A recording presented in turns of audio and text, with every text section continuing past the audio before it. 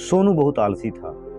वैसे तो पढ़ने में वह बहुत तेज था, दिमाग भी खूब था उसके पास, मगर वह मेहनत करने से जी चुराता था। सुबह उसकी मम्मी स्कूल जाने के लिए उसे बार बार उठाती और वह हूँ हाँ करके फिर सो जाता। जब स्कूल जाने का समय हो जाता तो वह हड़बड़ा कर उठता और जैसे तैसे हाथ मुंह धोकर स्कूल के कपड़े पहनकर तैयार हो जाता। उधर गेट पर स्कूल बस पोंपो करती रहती और इधर सोनू जूते के फीते बांधने में लगा रहता। कई बार तो मुंह में डबल रोटी ठूंसता हुआ बस की तरफ भागता।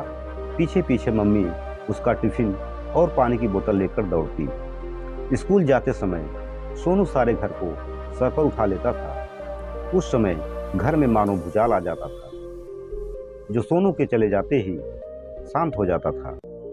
सोनू के मम्मी पापा सोनू की इस आदत से बहुत दुखी थे।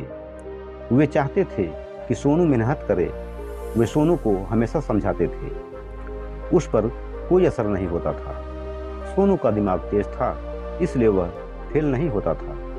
लेकिन उसके मम्मी पापा चाहते थे कि वह मेहनत करे और कक्षा में पहला स्थान लाए। साल पर साल बीतते गए, लेकिन सोनू की आदत नहीं सुधरी। सोनू 10वीं में आ गया था। इस बार तो बोर्ड की परीक्षा है। सोनू ने अगर मेहनत नहीं की तो अच्छे नंबर कैसे आएंगे। उसके मम्मी पापा यह सोचकर परेशान थे। उन्होंने आपस में बात की और यह तय किया कि वे अब सोनू से कुछ नहीं कहेंगे। सोनू जो चाहे वह करे। उन्होंने सोनू को पढ़ने के लिए कहना छोड़ दिया। सोनू को शुरू में बड़ा अटपटा लगा कि मम्मी पापा तो पढ़ने के लिए हमेशा उपदेश देते रहते, लेकिन अब अचानक क्या हो गया। फिर उसने सोचा, चलो अच्छा ही हुआ, बेकार ही पीछे पड़े रहते थे। अब मैं जो जी में आएगा वो करूँगा। अब मैं पूरी तरह स्वतंत्र हूँ। गर्मी की छुट्टियाँ आ गई थी। अब तो मम्मी ने सोनू को जगाना भी छोड़ दिया, क्योंकि स्कूल तो जाना नहीं था।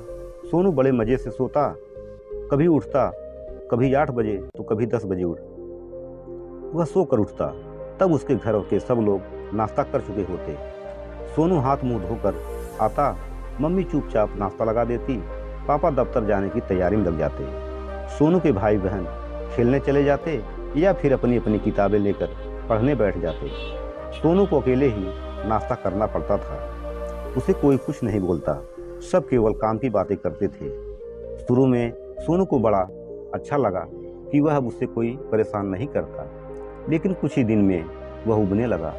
उसे बेचैनी होने लगी। एक दिन सोनू सो रहा था, नहीं रह गया। उसने नाश्ता करते समय मम्मी से पूछ ही लिया, मम्मी क्या बात है, आजकल आप लोग मुझसे बात नहीं करते। यह तुमसे किसने कहा बेटे? मैं तुम्हें खाने के लिए पूछती हूँ, तुम्हारी ज़रूरतें पूछती हूँ, इसे बात करना नहीं कहते क्या? मम्मी ने कहा। नहीं मम्मी, मैं यह नहीं कह रहा। मैं कह रहा हूँ कि पहले आप लोग मेरी आदतों के लिए मुझे कितना टोका करते थे, अब तो कुछ कहते ही नहीं।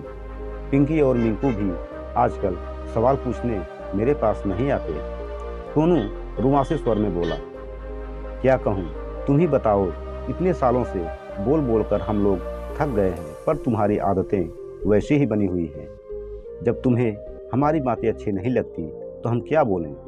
तुम्हारी पढ़ाई ही सिर्फ तुम्हारे काम आएगी बेटे। हमें इससे कोई फ़ायदा नहीं है। हमें इस फिक्र यही गर्व होगा कि हमारा बेटा एक योग्य इंसान बन गया है। इस साल तुम्हारी बोर्ड की परीक्षा है और तुम बिल्कुल निश्चिंत हो। मैंने और पापा ने सोचा कि तुम अब बड़े हो गए हो, अपनी जिम्मेदारी अब तुम्हें खुद समझनी चाहिए। हम कब तक तुम्हें किसी बात के लिए रोकते रहेंगे? तुम कब उठना चाहते हो, कब खाना चाहते हो, कब पढ़ना चाहते हो, सब तुम्हारी मर्जी के ऊपर छोड़ दिया गया है। हमने तो सिर्फ इतना कहती हूँ कि यह 4-5 साल तुम्हारे लिए बहुत महत्वपूर्ण है। आपने कुछ बना लो, लोगों को दिखा दो कि तुम भी कुछ हो, फिर जो मर्जी में आए करना, मम्मी ने समझाया। सोनू चुपचाप अपनी मम्मी की बातें बड़े ध्यान से सुन रहा था। मम्मी कितनी सही कह रही है। अब तक इन लोगों ने जो कुछ कहा मैंने सब माना। मेरी अच्छी आदतें का फ़ायदा तो आखिर मुझे ही मिलना है, तब ही मैं अपने प्रति लापरवाह हूँ। मम्मी पापा क्या करेंगे? सोनू मम्मी की कही हुई बातों पर विचार कर ही रहा था कि अरे अरे, मेरी तो दाल जल गई। कहती हुई मम्मी अचानक उठी और रसोई में चली गई। सोनू भी चुपचाप उठकर अपने कमरे में चला गया।